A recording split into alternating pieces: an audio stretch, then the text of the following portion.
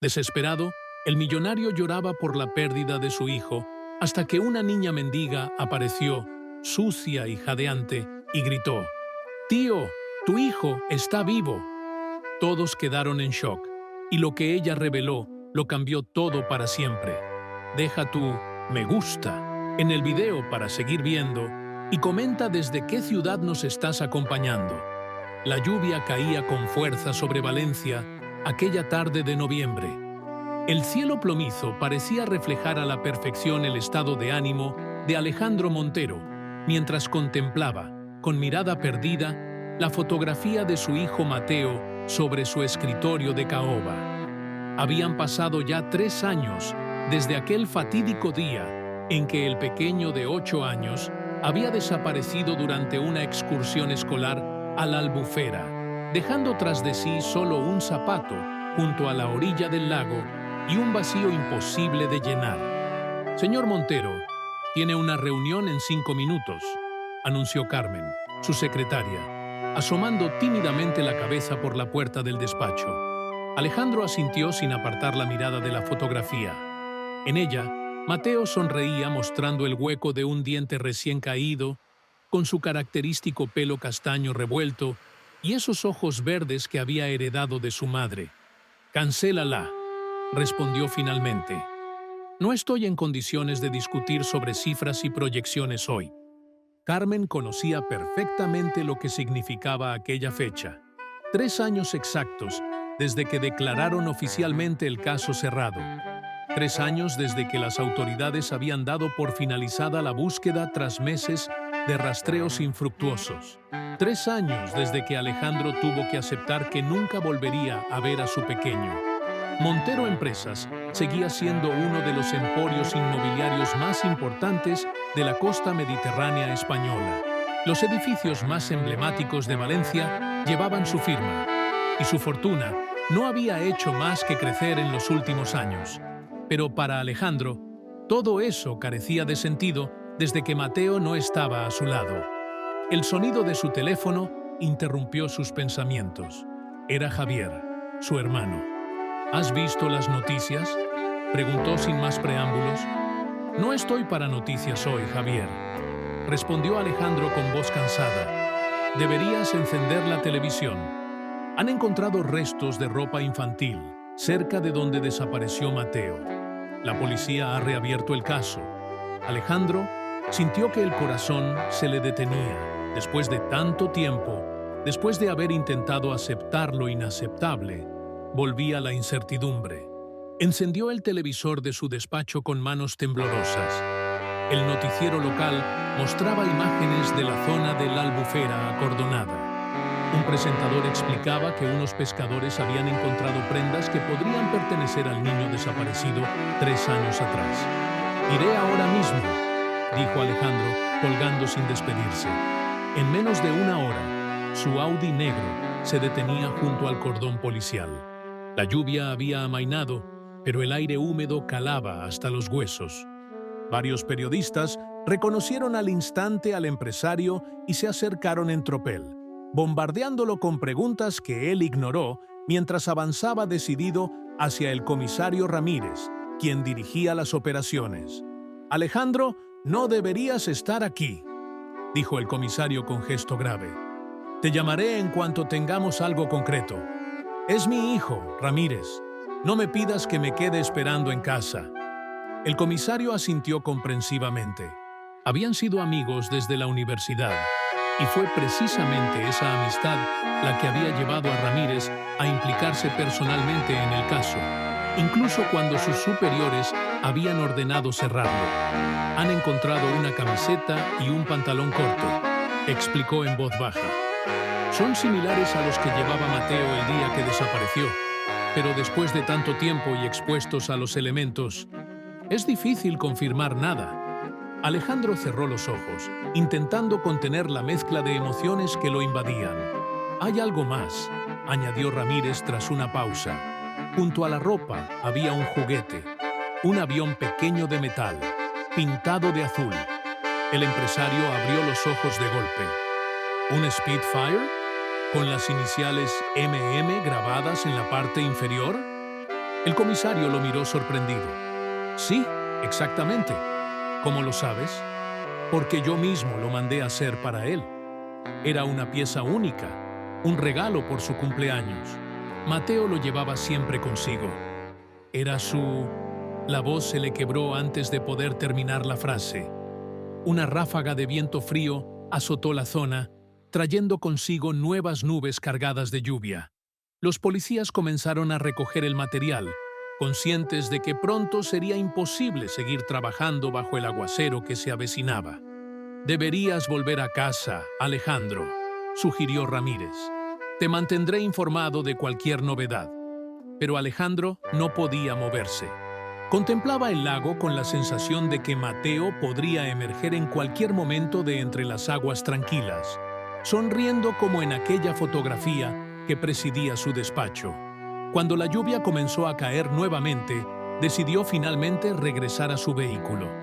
Mientras caminaba, notó que una figura menuda lo observaba desde la distancia, parcialmente oculta tras un árbol. Una chica joven, empapada por la lluvia, con aspecto desaliñado.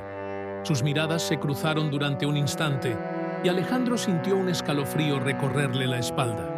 Había algo inquietante en aquellos ojos oscuros que lo observaban con intensidad. El empresario apartó la mirada y continuó su camino. Sin embargo, cuando estaba a punto de subir a su coche, la misma joven apareció junto a él, como surgida de la nada. «Señor Montero», dijo con voz queda pero firme, «necesito hablar con usted».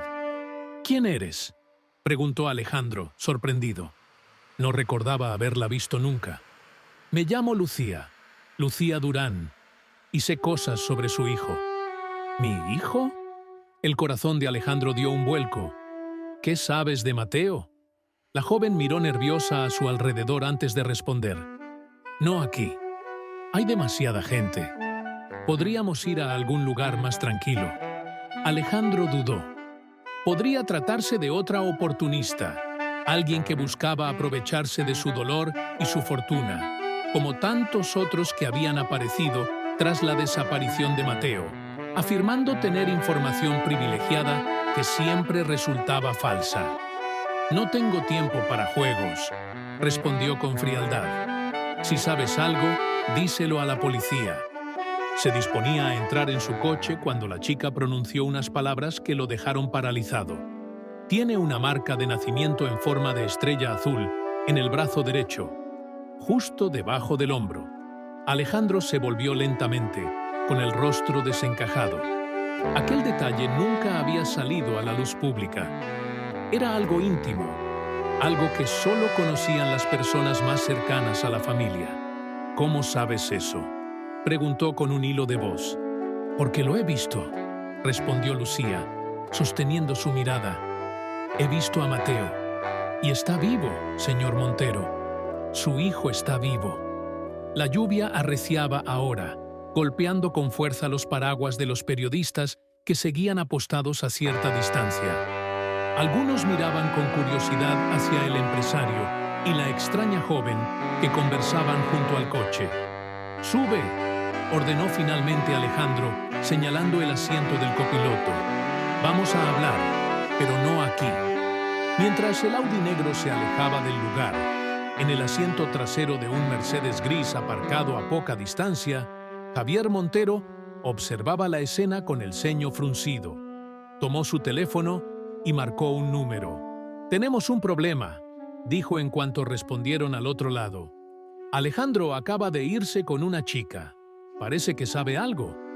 La voz al otro lado del teléfono respondió algo que hizo que Javier palideciera. No sé quién es. Nunca la había visto. Pero averiguaré de qué se trata y me encargaré de solucionarlo». Colgó y ordenó a su chofer que siguiera el coche de su hermano a una distancia prudencial. La expresión en el rostro de Alejandro al hablar con aquella desconocida le había alarmado. Por primera vez en 3 años había visto algo en sus ojos que creía extinguido para siempre. Esperanza. Y la esperanza, pensó Javier, mientras el coche avanzaba bajo la lluvia, podía ser el principio del fin de todo lo que había construido tan meticulosamente durante los últimos años.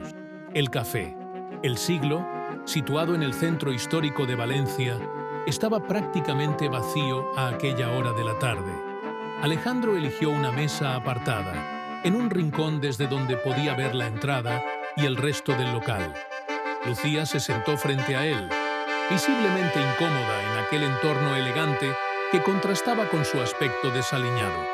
Su ropa estaba húmeda por la lluvia y su melena oscura se pegaba a su rostro pálido. «Cuéntame exactamente qué sabes sobre mi hijo», exigió Alejandro sin rodeos, después de que la camarera le sirviera 2 cafés. Lucía tomó un sorbo de su taza, como buscando valor en el líquido caliente.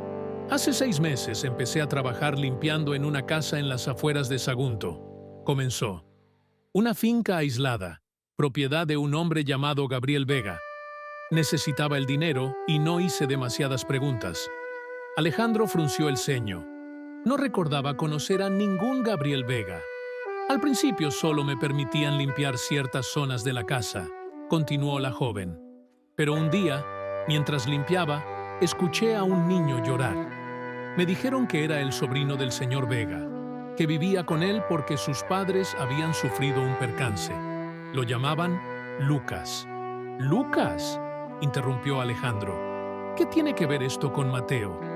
«Paciencia, señor Montero», pidió Lucía. «Una mañana me enviaron a limpiar el cuarto del niño cuando él estaba en clase. En su armario vi ropa cara, juguetes, pero lo que me llamó la atención fue un avión metálico escondido bajo la almohada. Un Spitfire azul con unas iniciales grabadas. MM. Alejandro sintió que el pulso se le aceleraba. ¿Y la marca de nacimiento? ¿Cómo sabes eso? Un día el niño se cayó en el jardín mientras jugaba. Yo estaba cerca y fui la primera en atenderlo. Se había raspado el codo y tuve que remangarle la camisa para limpiar la herida. Fue entonces cuando la vi, una mancha azulada en forma de estrella. El empresario se pasó una mano temblorosa por el rostro. La descripción encajaba perfectamente. «¿Por qué debería creerte?», preguntó, aunque en su interior ya empezaba a hacerlo. «¿Por qué has esperado 6 meses para venir a contarme esto?». Lucía se removió incómoda en su asiento, porque no sabía quién era el niño hasta hace poco. Fue por casualidad que vi un reportaje sobre su desaparición en un programa de televisión. Mostraron su foto y hablaron de la marca de nacimiento. Todo encajó entonces. Hizo una pausa y añadió, «Y porque tenía miedo. El señor Vega tiene muchos contactos, gente peligrosa». Cuando empecé a hacer preguntas sobre el niño, me despidieron. Alejandro la observó detenidamente, intentando detectar cualquier atisbo de mentira en sus palabras o en su expresión, pero solo veía miedo sincero y determinación. «¿Has ido a la policía?». «Lo intenté», respondió ella, «pero nadie me tomó en serio. Soy solo una chica que limpia casas, señor Montero, sin apellidos importantes ni contactos.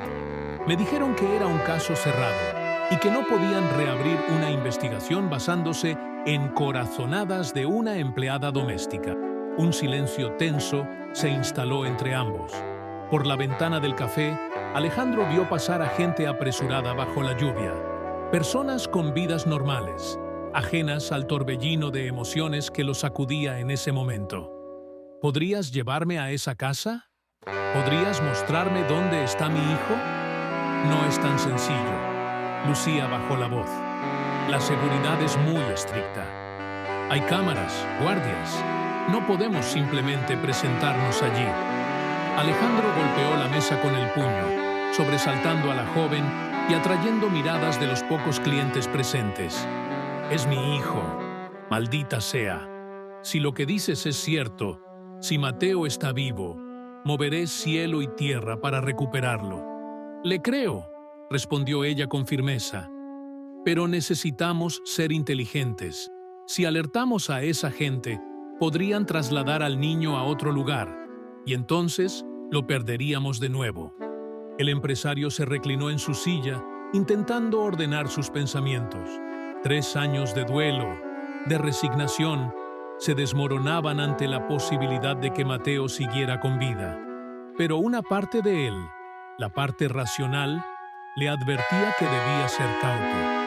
Aquella chica podría estar mintiendo. «Necesito algo más», dijo finalmente. «Algo que me demuestre que lo que dices es verdad». Lucía asintió, como si hubiera estado esperando esa petición. Metió la mano en el bolsillo de su chaqueta desgastada y extrajo un papel doblado cuidadosamente. Era un dibujo infantil hecho con crayones. Un hombre y un niño pequeño frente a un edificio alto. Lucas, o Mateo, dibujó esto hace unas semanas. Me lo dio a escondidas. Dijo que era su papá y él, frente a un edificio que construyó su padre. Alejandro tomó el dibujo con manos temblorosas. Reconoció inmediatamente la silueta. Era la Torre Valencia, el rascacielos más emblemático construido por su empresa. En la parte inferior del dibujo, con letra infantil, estaba escrito «Papa y yo». Sintió que las lágrimas acudían a sus ojos. Era la letra de Mateo, sin duda. El nudo que había llevado en la garganta durante 3 años se desató repentinamente en un sollozo que no pudo contener. «Dios mío», murmuró, «está vivo. Mi hijo está vivo». Al otro lado de la calle, dentro de un Mercedes gris aparcado bajo la lluvia, Javier Montero observaba la escena a través de la ventana del café. No podía escuchar la conversación, pero la reacción de su hermano lo alarmó profundamente. Tomó su teléfono y realizó otra llamada. «Elena, tenemos que hablar. Es urgente», dijo sin esperar respuesta. «Reúnete conmigo en mi oficina en 1 hora. Creo que Alejandro sabe algo». Mientras tanto, de vuelta en el café, Alejandro había recuperado la compostura. Se secó las lágrimas discretamente y miró a Lucía con una determinación que no había sentido en años. «Vamos a recuperar a mi hijo», declaró. «Pero antes, necesito saber todo sobre esa casa, sobre ese tal Gabriel Vega y sobre cómo puedo acceder a Mateo sin poner su vida en peligro». «Gabriel Vega no existe realmente», confesó Lucía. «Es un nombre falso. Nunca lo vi en persona. Solo escuché hablar de él. Quien dirige la casa es una mujer. La he oído hablar por teléfono varias veces con alguien a quien llama señor Montero». El empresario se quedó petrificado. «¿Montero? ¿Estás segura?» «Completamente. Al principio pensé que podría tratarse de usted, pero luego descubrí que era otra persona. La mujer lo llama Javier». Un frío intenso recorrió la espalda de Alejandro. Su propio hermano, el mismo que había estado a su lado durante el funeral simbólico de Mateo, el que lo había consolado durante noches enteras, el que se había hecho cargo de la empresa mientras él se sumía en la depresión. «No puede ser», murmuró. «Javier no haría algo así. Es mi hermano». «Lo siento», respondió Lucía, con genuina compasión. «Pero he oído su nombre muchas veces. Y hay más». Lucía le explicó que la mujer que supervisaba la casa era Elena Montero, su propia hermana, y que un hombre llamado Carlos, que según ella era el abogado de la familia, visitaba regularmente el lugar. «Carlos Fernández», completó Alejandro, sintiendo que el mundo se derrumbaba bajo sus pies. «Mi abogado personal». La revelación lo golpeó como una bofetada. No se trataba solo de Javier. Era una conspiración que incluía a su hermana y a su abogado de confianza, las personas más cercanas a él, aquellas en las que había depositado su confianza durante años. «¿Por qué?», se preguntó en voz alta. «¿Por qué harían algo así?» «Por dinero, supongo», respondió Lucía. «Siempre es por dinero». Alejandro recordó entonces el repentino interés de Javier por asumir la dirección de la empresa tras la desaparición de Mateo, cuando él apenas podía concentrarse en algo que no fuera su dolor. Recordó las ocasiones en que Elena había sugerido que vendiera sus acciones para empezar de nuevo, y cómo Carlos había presionado sutilmente para que firmara documentos que delegaban parte de su autoridad en la junta directiva, donde Javier tenía mayoría. «El testamento», susurró, comprendiendo de golpe. Si yo fuera declarado incapaz por duelo prolongado o si renunciara voluntariamente, Javier heredaría el control total de Montero Empresas. Lucía guardó silencio, permitiéndole procesar aquella terrible verdad. Afuera, la lluvia había cesado, pero el cielo seguía gris y amenazante. «Necesito pruebas», dijo finalmente Alejandro. «Pruebas sólidas antes de acusar a mi propia familia de algo tan monstruoso». «Puedo ayudarle con eso», ofreció Lucía. «Aunque me despidieron, todavía tengo contacto con una de las cocineras de la casa. Y conozco todos los rincones del lugar, las rutinas, las medidas de seguridad». Alejandro la miró con renovado interés. «¿Por qué me ayudas? ¿Qué ganas tú con todo esto?». La joven desvió la mirada hacia la ventana antes de responder. «Mi abuela fue la única familia que tuve. Cuando desapareció por un evento inesperado, quedé sola en el mundo. Nadie me ayudó. Nadie me creyó cuando dije que había algo extraño en su ausencia». Hizo una pausa y añadió: «No puedo permitir que ese niño pase por lo mismo. Él tiene un padre que lo busca. Tiene una oportunidad». El empresario asintió lentamente. No necesitaba más explicaciones. Sacó su cartera y depositó una tarjeta sobre la mesa. «Este es mi número privado. Llámame a cualquier hora. Y toma», añadió, entregándole varios billetes, «por si necesitas moverte o cualquier otra cosa». Lucía tomó el dinero con cierta reticencia. «Hay algo más que deberías saber», dijo mientras guardaba los billetes. «El niño, él cree que usted lo abandonó. Le han contado que su padre no lo quería, que lo dejó con su tío porque era una molestia para sus negocios». Alejandro sintió que la ira crecía en su interior como una ola gigantesca. «Eso es absurdo. Mateo es lo más importante en mi vida». «Lo sé», asintió Lucía. «Pero él ha vivido con esa mentira durante 3 años. No va a ser fácil recuperar su confianza». El empresario apretó los puños bajo la mesa. La idea de que su hijo hubiera crecido creyendo que no lo amaba era casi tan dolorosa como haberlo perdido. «Recuperaré a mi hijo», afirmó con determinación, «y los responsables pagarán por lo que han hecho». Cuando salieron del café, el Mercedes gris ya no estaba aparcado al otro lado de la calle. Javier había visto suficiente. En su oficina, Elena lo esperaba con gesto preocupado. «¿Qué ocurre?», preguntó en cuanto su hermano entró. «Alejandro ha estado reunido con una chica», explicó Javier. «Por su reacción, creo que sabe algo sobre Mateo. Tenemos que actuar rápido». Elena palideció. «¿Crees que sabe lo de la casa de Sagunto?». «No lo sé, pero no podemos arriesgarnos», respondió Javier, tomando su teléfono. «Voy a llamar a Carlos. Hay que trasladar al niño inmediatamente». Mientras marcaba el número, Javier miró por la ventana de su despacho. Las nubes se habían despejado ligeramente, dejando entrever un débil rayo de sol. «Un mal presagio», pensó. Después de 3 años de oscuridad, la luz comenzaba a filtrarse en el cuidadoso plan que habían tejido. Y la luz, siempre implacable, amenazaba con exponer cada una de sus mentiras. La lujosa suite del Hotel Westin Valencia se había convertido en el centro de operaciones improvisado de Alejandro Montero. Había decidido no regresar a su mansión, consciente de que ahora no podía confiar en nadie, ni siquiera en el personal doméstico que podría estar en contacto con Javier o Elena.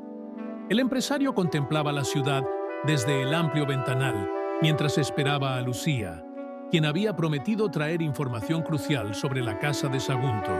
3 golpes suaves en la puerta anunciaron su llegada. Alejandro abrió con cautela, comprobando antes por la mirilla que se trataba efectivamente de ella. «Gracias por venir», dijo, invitándola a pasar. «¿Te han seguido?». «No creo», respondió Lucía, entrando en la habitación. «He dado varias vueltas antes de llegar, como me aconsejaste». La joven parecía diferente. Llevaba ropa nueva más adecuada a la temporada, y su cabello estaba recogido en una coleta que despejaba su rostro. El dinero que Alejandro le había entregado había servido para algo más que para moverse, pero al empresario no le importó.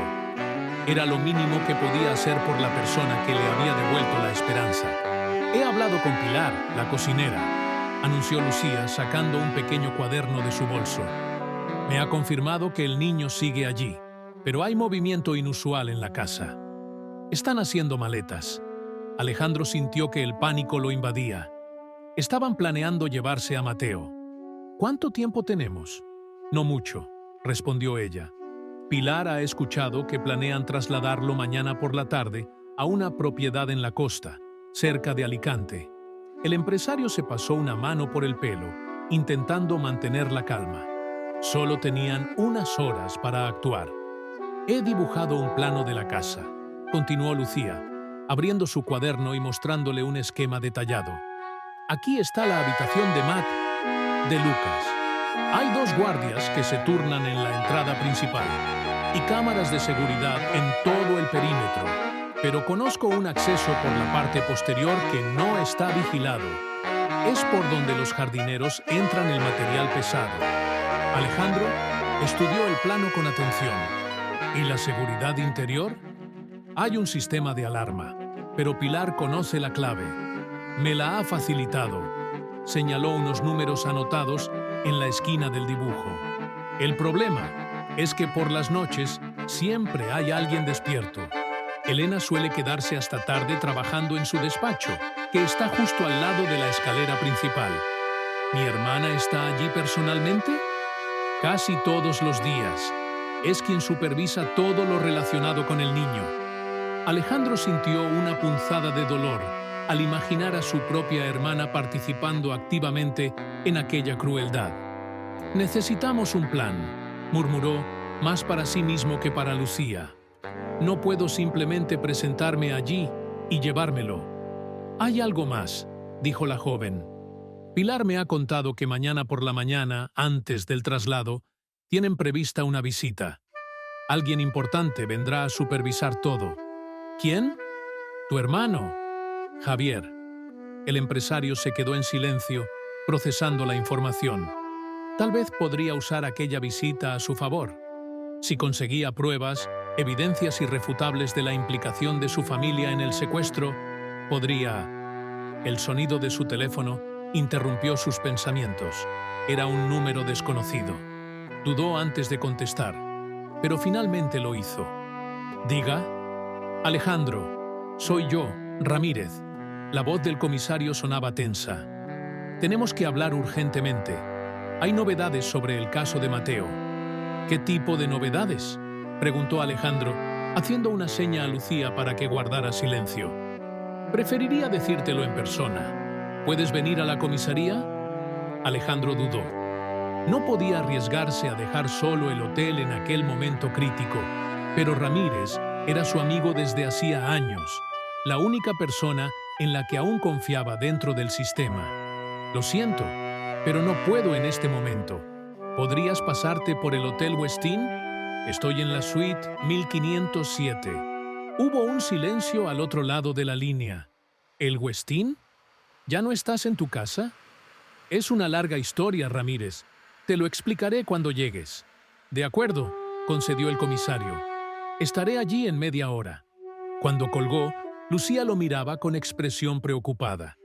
«¿Es de confianza?», preguntó. «Eso espero», respondió Alejandro. «Ha sido mi amigo durante 20 años. Si no puedo confiar en él, no puedo confiar en nadie». La joven asintió, aunque la duda seguía presente en su mirada. «Mientras esperamos, deberíamos ultimar los detalles del plan», sugirió, volviendo al plano de la casa. «Si Javier va a estar allí mañana, podríamos usar eso a nuestro favor». Durante la siguiente media hora, trazaron un plan meticuloso. Alejandro aprovecharía los contactos que aún le eran leales para conseguir algunas herramientas necesarias. Micrófonos ocultos, una cámara de alta definición con zoom potente y un dispositivo de grabación.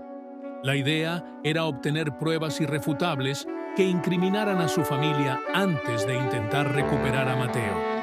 Una vez que tengamos las pruebas, explicaba Alejandro, acudiremos a la policía. Con evidencias sólidas, tendrán que actuar de inmediato. ¿Y si no lo hacen?, cuestionó Lucía. Ya intenté ese camino y no funcionó. Entonces tomaremos medidas por nuestra cuenta, respondió con determinación. No pienso esperar ni un día más para recuperar a mi hijo. 3 golpes en la puerta interrumpieron su conversación. Era Ramírez, puntual como siempre. Alejandro abrió, encontrándose con el rostro grave del comisario, quien miró con curiosidad a Lucía. Ella es parte de esto, explicó Alejandro, invitándolo a pasar. Puedes hablar con total libertad. Ramírez entró en la suite, dejando su abrigo empapado junto a la puerta. La lluvia había vuelto a arreciar sobre Valencia. Tengo algo importante que mostrarte, dijo, sacando una carpeta de su maletín. Hemos estado revisando todos los informes relacionados con la desaparición de Mateo, y uno de mis agentes encontró una anomalía en las cuentas bancarias de Carlos Fernández, tu abogado. Alejandro y Lucía intercambiaron una mirada significativa. ¿Qué tipo de anomalía?, preguntó el empresario. Una transferencia de 3 millones de euros, fraccionada en pequeñas cantidades para no levantar sospechas, realizada 3 días antes de la desaparición de Mateo. Ramírez abrió la carpeta, mostrándoles varios documentos bancarios. El dinero provenía de una cuenta en las Islas Caimán, a nombre de una empresa fantasma. Y adivina quién es el beneficiario real de esa empresa. Javier, murmuró Alejandro, sintiendo que se le revolvía el estómago. Exacto, confirmó el comisario. Tu hermano ha estado moviendo grandes sumas de dinero de forma sospechosa durante los últimos 3 años. Y hay más. Hemos encontrado registros de llamadas entre Carlos, Javier y Elena en los días previos a la desaparición de Mateo. Llamadas que duraban horas. Entonces ya lo sabes, dijo Alejandro. ¿Sabes que mi familia está detrás de todo esto? Ramírez frunció el ceño, confundido. ¿A qué te refieres exactamente? Alejandro miró a Lucía, quien asintió levemente, dándole permiso para compartir su información. Mateo está vivo, Ramírez. Lo tienen retenido en una casa en Sagunto. El comisario se dejó caer en un sillón, visiblemente impactado. ¿Cómo lo sabes? Entre los dos le explicaron todo. El encuentro casual, la marca de nacimiento, el avión de juguete, los detalles de la casa de Sagunto. Ramírez escuchaba con atención, tomando notas ocasionalmente en una pequeña libreta. Esto es mucho más grave de lo que pensaba, dijo finalmente. Si lo que me decís es cierto, estamos ante un caso de secuestro orquestado por tu propia familia. Necesitamos actuar con extrema cautela. Planeaban trasladarlo mañana, insistió Alejandro. No podemos esperar. No te preocupes, aseguró Ramírez. No dejaremos que eso ocurra, pero necesito tiempo para preparar un operativo adecuado. Si tu hermano y tu hermana están implicados, es probable que tengan contactos en la policía. No puedo confiar en cualquiera para esta misión. ¿Cuánto tiempo necesitas?, preguntó Alejandro impaciente. Dame hasta el amanecer. Reuniré a un equipo pequeño pero de confianza. Mientras tanto, mantén tu teléfono encendido y no os mováis de aquí. Cuando Ramírez se marchó, llevándose consigo el plano que Lucía había dibujado, un silencio tenso se instaló en la habitación. Alejandro se sentó en el borde de la cama, abrumado por las emociones. ¿Crees que funcionará?, preguntó Lucía, sentándose a su lado. Tiene que funcionar, respondió él. Es nuestra mejor oportunidad. La joven asintió, aunque en sus ojos se leía cierta inquietud. Hay algo que no te he contado sobre el niño, dijo en voz baja. La última vez que lo vi, hace 2 semanas, mencionó algo extraño. Dijo que pronto se iría muy lejos, a un lugar donde papá nunca lo encontraría. Creo que planeaban llevárselo fuera del país. Alejandro sintió un escalofrío. Si eso era cierto, no solo estaban contra el reloj, sino que las consecuencias de fracasar serían irreversibles. Una vez que Mateo saliera de España, podría desaparecer para siempre. La madrugada avanzaba lentamente en la suite del Hotel Westin. Alejandro, incapaz de conciliar el sueño, contemplaba las luces de Valencia desde la ventana.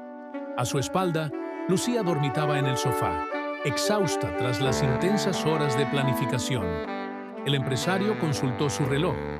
Las 5:18 de la mañana. Ramírez había prometido volver antes del amanecer, y el sol comenzaría a despuntar en poco más de una hora. Como respondiendo a sus pensamientos, el teléfono vibró con un mensaje del comisario. «Estoy abajo. Tenemos todo listo. Bajad por la puerta de servicio. Lucía», llamó Alejandro, sacudiendo suavemente el hombro de la joven. «Es la hora». Ella despertó instantáneamente, como si nunca hubiera estado realmente dormida. Sus ojos, aunque cansados, mostraban la misma determinación del día anterior. «¿Ramírez?», preguntó, incorporándose. «Está esperándonos. Vamos». Bajaron por el ascensor de servicio hasta el sótano del hotel. Allí, junto a la salida de emergencia, un todoterreno negro con cristales tintados aguardaba con el motor en marcha. Ramírez ocupaba el asiento del conductor, y a su lado, un hombre fornido con aspecto militar que Alejandro no reconoció. «Él es Serrano», explicó el comisario mientras emprendían la marcha. «Ex-Geos, ahora trabaja en seguridad privada. Es de total confianza». Serrano se limitó a asentir con la cabeza a modo de saludo. «¿Cuál es el plan?», preguntó Alejandro, acomodándose en el asiento trasero junto a Lucía. «Tenemos un equipo de 6 personas rodeando la propiedad desde hace una hora», informó Ramírez. «Todos son agentes de élite que han trabajado conmigo en operaciones especiales. Nadie más en la comisaría sabe de esto». «¿Y si alguien pregunta?», cuestionó Lucía. «Oficialmente estoy de permiso», sonrió el comisario, mirándola por el retrovisor. Ventajas de ser el jefe. El vehículo avanzaba a buena velocidad por la autopista, prácticamente desierta a esa hora. La lluvia había cesado, pero el ambiente seguía húmedo y frío. El cielo comenzaba a clarear tímidamente en el horizonte. «Hemos confirmado la presencia del niño», continuó Ramírez. «Uno de mis hombres utilizó un dispositivo térmico. Hay un menor en la segunda planta, tal como indicaba tu plano, Lucía. También hemos detectado a 3 adultos, una mujer que coincide con la descripción de Elena, y 2 hombres que presumimos son guardias de seguridad. Javier aún no ha llegado». «¿Cuál es la estrategia?», inquirió Alejandro, cada vez más nervioso conforme se acercaban a Sagunto. «Entraremos cuando llegue Javier», explicó Serrano, hablando por primera vez con voz grave y pausada. «Queremos atraparlos a todos juntos, con pruebas que los impliquen directamente. Una vez que confirmemos su presencia, 2 equipos accederán simultáneamente por la entrada principal y por la puerta trasera, que Lucía nos ha indicado». «Yo quiero entrar», afirmó Alejandro con determinación. «Necesito ser yo quien encuentre a mi hijo». Ramírez y Serrano intercambiaron una mirada preocupada. «No es lo más seguro, Alejandro», dijo el comisario. «Estos operativos son delicados». «No negociaré esto», interrumpió el empresario.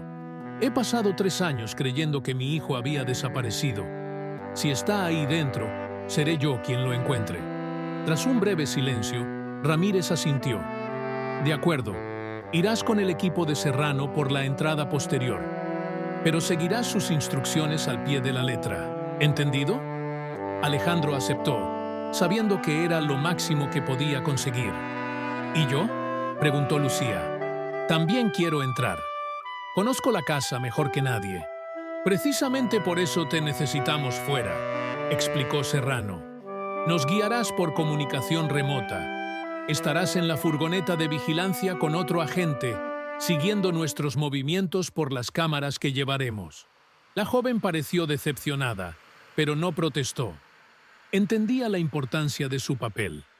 A medida que avanzaban por la carretera comarcal que conducía a Sagunto, el sol comenzaba a asomar, tiñendo el paisaje de tonos dorados. A lo lejos, recortado contra el cielo, se distinguía el imponente castillo medieval que coronaba la ciudad. Alejandro recordó que, años atrás, había llevado a Mateo a visitarlo. El niño había quedado fascinado por las antiguas murallas y las historias de caballeros y batallas. Aquel día, Mateo le había pedido que le construyera un castillo como ese. «Cuando seas mayor», le había respondido Alejandro, una promesa más que no había podido cumplir. El todoterreno abandonó la carretera principal, internándose por un camino de tierra que serpenteaba entre campos de naranjos. Tras unos minutos de traqueteo, Ramírez detuvo el vehículo junto a una furgoneta blanca, camuflada como un vehículo de mantenimiento eléctrico. «Hemos llegado», anunció. «La casa está a medio kilómetro tras esa colina». Dentro de la furgoneta, 3 hombres manipulaban equipos de vigilancia y comunicación. Monitores mostraban diferentes ángulos de una imponente mansión de estilo mediterráneo, rodeada por un extenso jardín y una valla perimetral de considerable altura. «Acaba de llegar un vehículo», informó uno de los agentes, señalando una de las pantallas. Era un Mercedes gris que Alejandro reconoció inmediatamente, el coche de Javier. El vehículo se detuvo frente a la entrada principal y su hermano descendió, elegantemente vestido con traje oscuro. Elena salió a recibirlo y juntos entraron en la casa. «Es la señal», dijo Ramírez. «Todos a sus posiciones». El siguiente cuarto de hora transcurrió en una nebulosa para Alejandro. Le entregaron un chaleco antibalas que se colocó mecánicamente. Recibió instrucciones precisas que apenas registró, y de pronto se encontró avanzando agachado entre los arbustos que rodeaban la propiedad, con Serrano guiando el camino y otros 2 agentes flanqueándolos. Llegaron hasta la puerta trasera que Lucía había mencionado, una entrada discreta utilizada para el mantenimiento del jardín. Mediante un dispositivo electrónico, uno de los agentes desactivó la alarma perimetral en ese sector. Serrano forzó la cerradura con sorprendente facilidad. «Equipo 1 en posición», murmuró en su micrófono. «Equipo 2 listo», respondió una voz en los auriculares que todos llevaban. «Adelante», ordenó Ramírez desde la furgoneta de vigilancia. Entraron con movimientos precisos y silenciosos. El vestíbulo de servicio daba paso a una amplia cocina, desierta a esa hora. Siguiendo las indicaciones de Lucía, que les guiaba a través de los auriculares, avanzaron por un corredor que conducía al salón principal. Desde algún lugar de la casa les llegaron voces. Javier y Elena discutían acaloradamente. «No podemos seguir aplazándolo», decía la voz de su hermano. «El niño ya está haciendo demasiadas preguntas, y ahora con esta chica entrometiéndose, tenemos que sacarlo del país cuanto antes». Siguieron el sonido hasta una sala con grandes ventanales que daban al jardín. Allí, Javier paseaba nerviosamente mientras Elena permanecía sentada en un sofá, con gesto preocupado. En una mesita entre ambos había documentos esparcidos. «Los billetes para Argentina están reservados para esta noche», continuó Javier. «Carlos se reunirá con nosotros directamente en el aeropuerto. Una vez allí, nadie podrá vincular al niño con Alejandro». «¿Y si nos descubren?», preguntó Elena, con evidente angustia. «Esto ha ido demasiado lejos, Javier. Solo queríamos presionar a Alejandro para que cediera la empresa, no convertir esto en un secuestro de 3 años. ¿Ahora te arrepientes?», espetó Javier con desdén. «Demasiado tarde para remordimientos, hermanita. Estás tan implicada como yo. Si caigo, caerás conmigo». En ese momento, siguiendo una señal de Serrano, los 2 equipos irrumpieron simultáneamente en la sala. «¡Policía! ¡Quietos!», gritó Ramírez, que lideraba el segundo grupo. El rostro de Javier se descompuso en una mueca de incredulidad y terror. Elena, por su parte, pareció casi aliviada, como si en el fondo hubiera estado esperando aquel momento. «Alejandro», murmuró Javier al ver a su hermano entre los agentes. «Esto no es lo que parece. Ahórrate las explicaciones. respondió Alejandro con una calma que él mismo desconocía. ¿Dónde está mi hijo? Antes de que pudiera responder, uno de los agentes que había subido a la planta superior habló por el comunicador. Tenemos al niño. Segunda planta, habitación del fondo. Está asustado pero ileso. Alejandro no esperó más. Ignorando las órdenes de Serrano, subió las escaleras de 3 en 3, con el corazón latiéndole tan fuertemente que parecía a punto de estallar. Llegó al pasillo del piso superior, donde un agente le indicó la puerta correcta. Se detuvo un instante, con la mano en el pomo, súbitamente consciente de lo que significaba aquel momento. 3 años de duelo, de desesperación, de vacío, podrían terminar en cuanto abriera esa puerta. Pero también comenzaría un nuevo desafío. Recuperar a un hijo que, según Lucía, ya no lo recordaba. Respiró hondo y entró. La habitación era amplia y luminosa, decorada con esmero para un niño. Había juguetes ordenados en estanterías, libros infantiles, una pequeña mesa de estudio. Y allí, sentado en la cama con expresión confusa, estaba Mateo. Había crecido, por supuesto. Ya no era el niño de 8 años que recordaba, sino un preadolescente de 11. Su pelo castaño estaba más oscuro, sus facciones más definidas, pero seguían siendo los mismos ojos verdes, idénticos a los de su madre, los ojos que Alejandro había visto en sueños durante 3 interminables años. Mateo, susurró, avanzando lentamente hacia él. El niño lo miró con recelo, pegándose a la pared. «Me llamo Lucas», respondió con voz temblorosa. «¿Quién es usted? ¿Dónde está mi tío Javier?» Cada palabra fue como una puñalada para Alejandro. Lucía tenía razón. Su hijo no lo reconocía. No recordaba quién era. Ni siquiera recordaba su verdadero nombre. «Tu tío Javier está abajo, hablando con la policía», explicó con toda la suavidad que pudo reunir.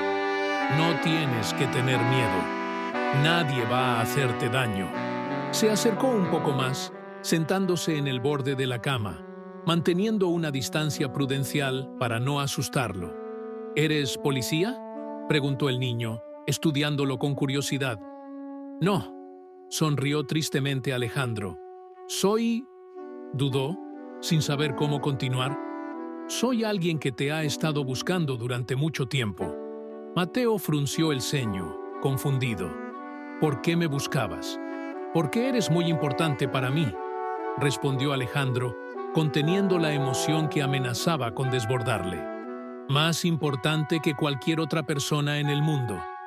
El niño lo miraba ahora con más curiosidad que miedo. En sus ojos había un destello, algo que Alejandro no podía definir, pero que le dio esperanza. Tal vez, en algún rincón de su memoria, quedara algún recuerdo, alguna sensación familiar. Con movimientos lentos, para no alarmarlo, Alejandro sacó de su bolsillo el pequeño avión azul que habían encontrado junto al lago. «¿Reconoces esto?», preguntó, ofreciéndoselo. Mateo miró el juguete y, tras un momento de vacilación, lo tomó entre sus manos. Sus dedos recorrieron la superficie metálica, deteniéndose en las iniciales grabadas en la parte inferior. «MM», leyó en voz alta. Pero eso no... De pronto se quedó inmóvil, con la mirada perdida, como si algo hubiera hecho clic en su interior. «Mateo Montero», murmuró, tan bajo que Alejandro apenas pudo oírlo. «Yo soy Mateo Montero». «Sí», confirmó Alejandro con voz quebrada por la emoción. «Ese es tu verdadero nombre». El niño seguía contemplando el avión, como hipnotizado. Luego levantó la mirada hacia Alejandro, estudiando sus facciones con intensidad. «Si me llamo Mateo Montero, entonces tú eres…». Se detuvo, como si le costara articular aquella palabra. «Papá». Alejandro asintió, incapaz de hablar. Las lágrimas que había contenido durante toda la operación corrían ahora libremente por sus mejillas. «Pero el tío Javier dijo que me habías abandonado», continuó Mateo, con la confusión reflejada en su rostro infantil. «Dijo que no me querías, que era un estorbo para tus negocios. Eso nunca fue verdad, respondió Alejandro, intentando controlar el temblor de su voz. Te he buscado sin descanso durante 3 años. Nunca, ni un solo día, dejé de buscarte. El niño pareció procesar aquella información, apretando el avión contra su pecho como si fuera un talismán. Recuerdo, comenzó dubitativamente, recuerdo este avión. Me lo regalaste por mi cumpleaños. Y recuerdo un día en el castillo. Me prometiste que te construiría uno cuando fueras mayor, completó Alejandro, con el corazón a punto de estallar de alegría. En ese instante, algo cambió en la mirada de Mateo. El muro que habían construido 3 años de mentiras comenzó a resquebrajarse, y un destello de reconocimiento iluminó sus ojos verdes. Papá, repitió, esta vez con más seguridad. No hizo falta nada más. Con un impulso, Mateo se lanzó a los brazos de su padre, quien lo estrechó con fuerza, como si temiera que pudiera desvanecerse en cualquier momento. El niño lloraba silenciosamente, con el rostro hundido en el hombro de Alejandro, mientras éste le acariciaba el pelo, susurrándole palabras de consuelo. Así los encontró Lucía cuando, incapaz de seguir esperando en la furgoneta, había convencido a uno de los agentes para que la dejara entrar. Se detuvo en el umbral de la puerta, conmovida ante la escena, sintiéndose por sí, confirmó Alejandro, con las 6 meses habían transcurrido desde aquel amanecer en Sagunto.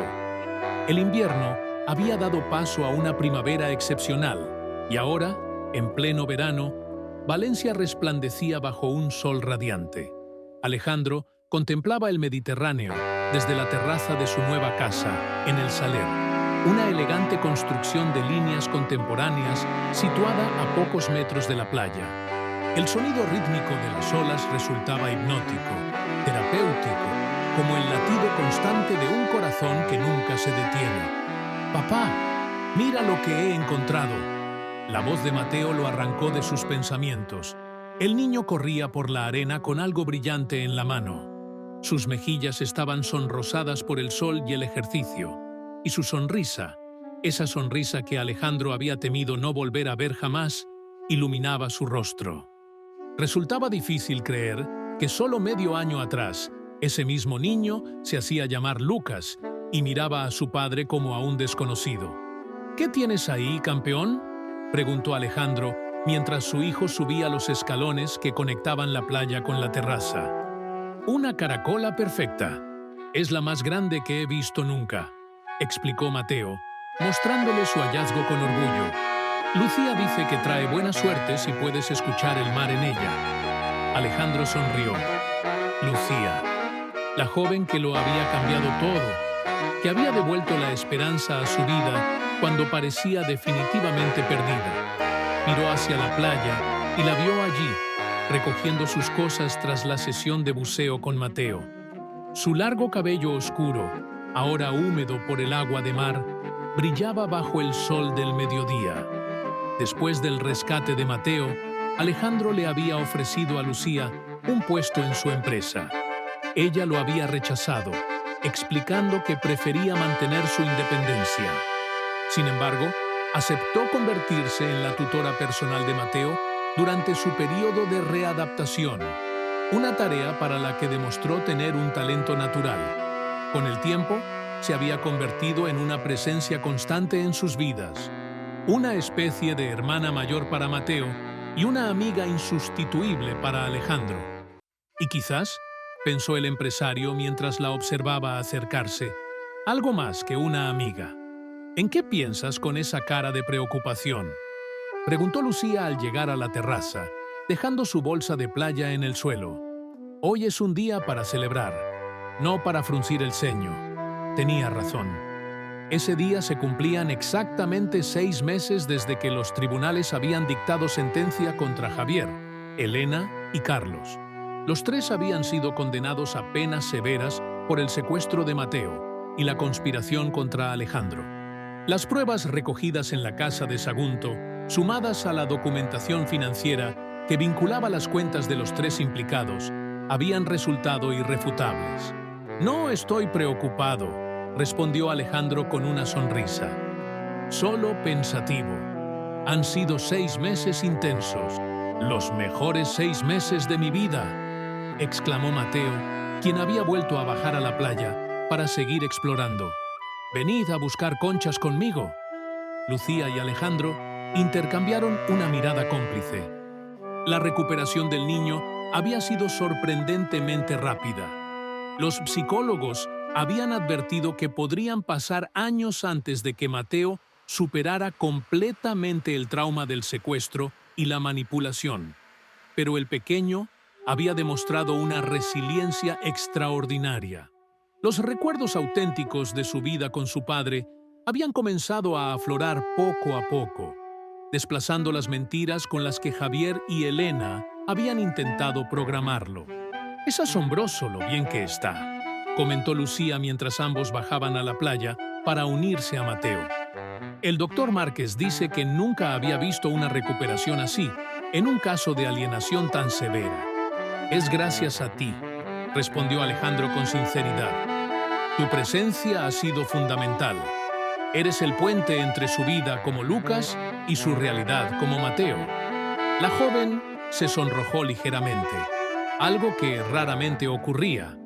En los últimos meses había ganado una confianza que contrastaba con la chica insegura que había entrado en el café El Siglo aquel día lluvioso.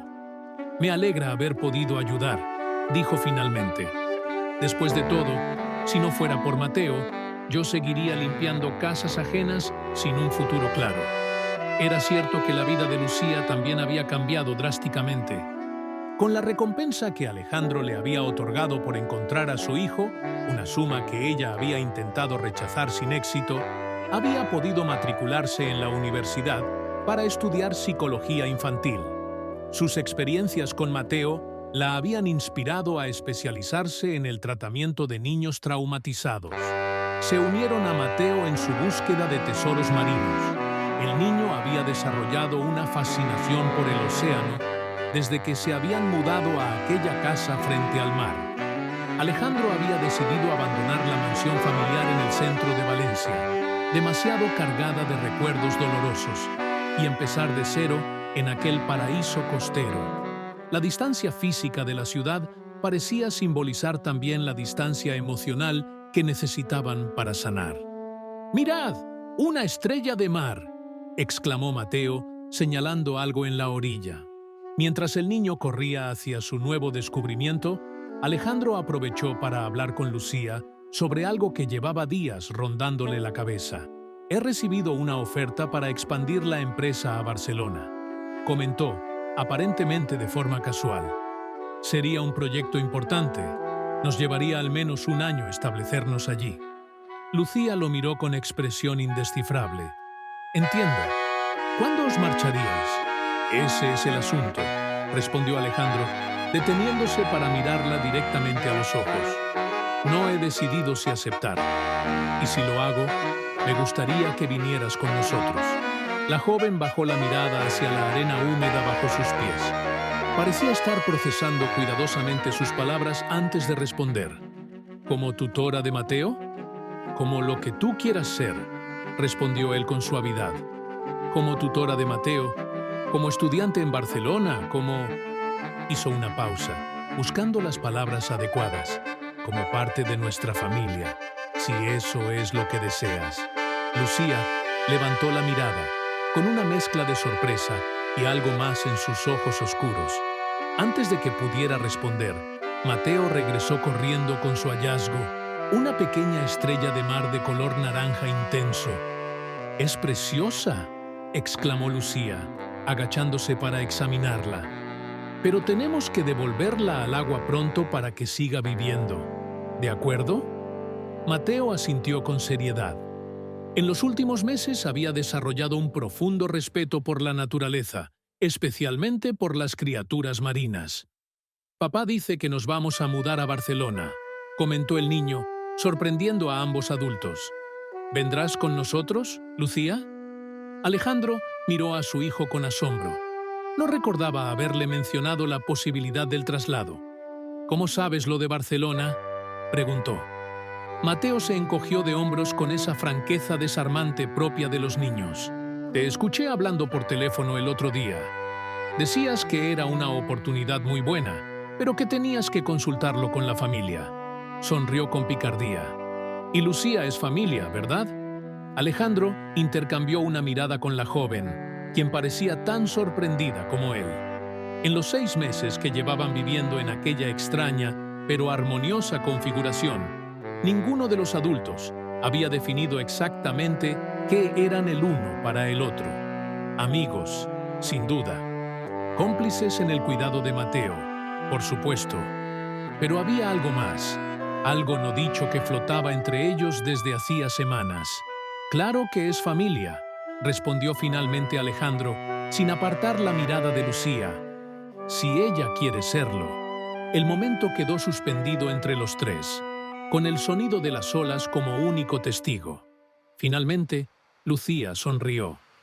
Creo que podría acostumbrarme a Barcelona, dijo, con un tono que intentaba restar intensidad al momento, aunque el brillo en sus ojos la delataba. Tienen una excelente facultad de psicología. Mateo saltó de alegría, ajeno a las corrientes subterráneas que circulaban entre los adultos. ¡Genial! ¿Podemos vivir cerca del acuario? Papá, ¿podemos tener una casa con piscina? ¿Y un perro? Siempre quise un perro. Alejandro rió, alborotando el pelo de su hijo. Ya veremos lo del perro. Primero tenemos que decidir si realmente nos vamos. Pero en su interior ya había tomado la decisión. Barcelona representaba algo más que una oportunidad profesional. Era la posibilidad de un nuevo comienzo, lejos de los fantasmas de Valencia, lejos del recuerdo de la traición familiar, lejos del lugar donde había perdido a su hijo durante 3 interminables años. Esa noche, después de acostar a Mateo, Alejandro y Lucía se sentaron en la terraza con 2 copas de vino. Las estrellas salpicaban el cielo mediterráneo y la brisa marina traía consigo el aroma salado que ambos habían aprendido a asociar con la paz. Sobre lo de Barcelona, comenzó Lucía, rompiendo el cómodo silencio que se había instalado entre ellos. No tienes que decidir ahora, la interrumpió suavemente Alejandro. Entiendo que tienes tu vida, tus estudios, tus planes. No quiero presionarte. No es presión, respondió ella con una sonrisa tranquila. Es una oportunidad, como dijiste, para todos nosotros. Alejandro la miró, maravillándose una vez más de cómo aquella joven que había aparecido en su vida en el momento más oscuro se había convertido en alguien tan esencial. La vida daba giros inesperados, 3 años de sufrimiento, de vacío absoluto creyendo a su hijo perdido para siempre. Y luego, en cuestión de días, no solo había recuperado a Mateo, sino que había encontrado en Lucía una compañera que jamás habría imaginado. «Hay algo que no te he contado», dijo Lucía, mirando hacia el horizonte donde el mar se fundía con el cielo nocturno. Cuando trabajaba en la casa de Sagunto, mucho antes de saber quién era realmente el niño, le conté una vez que yo también había perdido a mi familia. Le dije que en algún lugar, quizás, había alguien buscándome como seguramente alguien lo buscaba a él. Alejandro la escuchaba con atención, consciente de lo poco que sabía realmente sobre el pasado de Lucía. Mateo me miró con esos ojos enormes y me dijo algo que nunca olvidaré. Dijo, «Si encuentras a tu familia algún día, ¿me lo contarás?» Fue como si, en el fondo, supiera que tenía una vida diferente a la que le habían impuesto. Como si una parte de él recordara que había alguien más allí fuera. Hizo una pausa, con la emoción contenida en su voz. Creo que, de alguna manera, siempre supo que tú lo estabas buscando.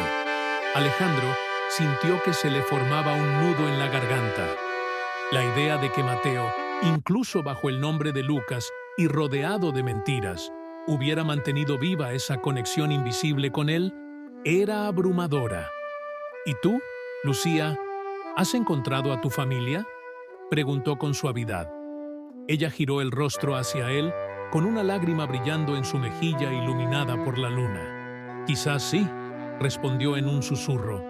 «Quizás la familia no es solo la que te viene dada, sino también la que encuentras en el camino». Alejandro extendió su mano sobre la mesa y Lucía entrelazó sus dedos con los de él.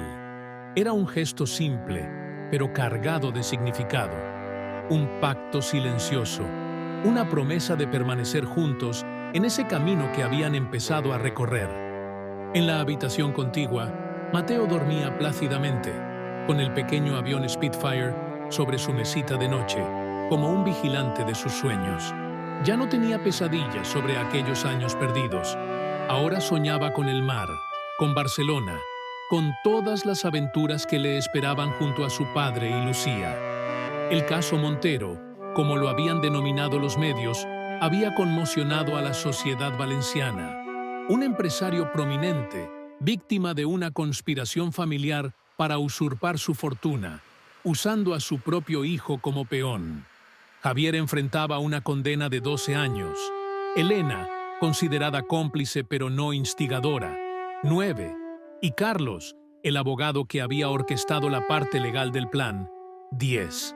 La justicia había hecho su trabajo, pero para Alejandro, la verdadera justicia no estaba en las condenas, sino en esa terraza frente al mar, con la mano de Lucía entre la suya y su hijo durmiendo seguro bajo su techo. La verdadera justicia estaba en los ojos de Mateo cuando, poco a poco, había vuelto a llamarlo papá con total naturalidad. La verdadera justicia estaba en esa segunda oportunidad que la vida les había concedido a los tres. «Barcelona será solo el comienzo», dijo Alejandro, apretando suavemente la mano de Lucía. «Tenemos todo un futuro por construir». Ella asintió, con una sonrisa serena que reflejaba la misma certeza. «Un futuro juntos», añadió, sellando con palabras lo que sus corazones ya sabían. A la mañana siguiente, mientras Mateo corría por la playa, persiguiendo gaviotas y buscando nuevos tesoros marinos, Alejandro llamó a Barcelona para aceptar la oferta. Una nueva ciudad, un nuevo proyecto, un nuevo capítulo en sus vidas. Y mientras observaba a su hijo jugar bajo el sol del verano mediterráneo, con Lucía sentada a su lado compartiendo el desayuno, Alejandro Montero comprendió que había recuperado mucho más de lo que había perdido. El hijo olvidado había sido encontrado, y con él había encontrado también una familia nueva, diferente, pero igualmente valiosa. Una familia elegida, construida sobre los cimientos del amor y la lealtad verdadera, no sobre los lazos de sangre que tan amargamente le habían traicionado. «Papá, Lucía, venid rápido», gritó Mateo desde la orilla. «Creo que he visto un delfín». Ambos se levantaron al unísono, intercambiando una última mirada de complicidad antes de correr hacia el niño. El mar, inmenso y eternamente cambiante, extendía ante ellos sus infinitas posibilidades, como el futuro que ahora, juntos, estaban dispuestos a abrazar.